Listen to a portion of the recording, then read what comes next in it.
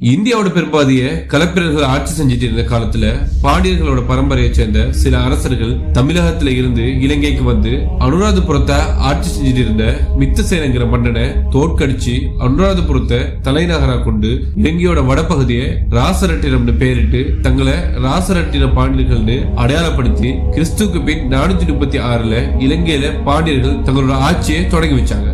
இதே காலகட்டத்துல மௌரிய வம்சத்தை சேர்ந்த தாதுசேனன் அனுராதபுரத்துல இருக்க மகாவிகாரையில பௌத்த மதத்தை படிச்சுட்டு இருக்கான். என்னதான் மதம் சார்ந்த கல்வியை படிச்சாலும் இவனுக்குள்ள அரசியல் ஆர்வமும் நாடாள ஆசை இருக்கிறத தெரிஞ்சுக்கிட்ட தாதுசேனனோட தாய்மாமன் அவனுக்கு மத கல்வியை விட்டுட்டு அரசியல் அறிவை கற்றுக் கொடுக்கிறான். இராசராட்டிய பாண்டியர்கள்ல முதல் மன்னனான பாண்டு இந்த விஷயத்தை எப்படியோ தெரிஞ்சுக்கிட்டு தாதுசேனன் தனக்கு ஒரு அச்சுறுத்தல வந்துடக்கூடாதுன்னு தாதுசேனனையும் அவரோட தாய்மாமனையும் கைது செய்யறதுக்கு கட்டளையிடுறான். இதை எப்படியோ தெரிஞ்சுக்கிட்டு தாதுசேனனும் அவரோட தாய்மாமனும் பாண்டியர்களோட ஆட்சிக்குட்பட்ட பகுதியை கடந்து அடர்ந்த காடுகளுக்குள்ளால உருகுடைன்னு சொல்லப்படுற, அதாவது தற்போதைய காலி ஹம்மாத்தோட்ட இருக்கிற தெற்கு பகுதிக்கு தப்பி விடுறாங்க. அந்த காலகட்டத்துல உருகுடைன்னு சொல்லப்பட்ட இலங்கையோட தென்பகுதி கலகக்காரர்களுக்கு தஞ்சம் புகிற இடமா இருந்தது. தாதுசேனன் தனக்கு தேவையான படைகளையும் இங்கேயே திரட்டுறது இலகுவாகவும் இருந்தது. ராசராட்டினத்தை தொடர்ச்சி 6 பாண்டியர்கள் ஆட்சி செஞ்சாங்க.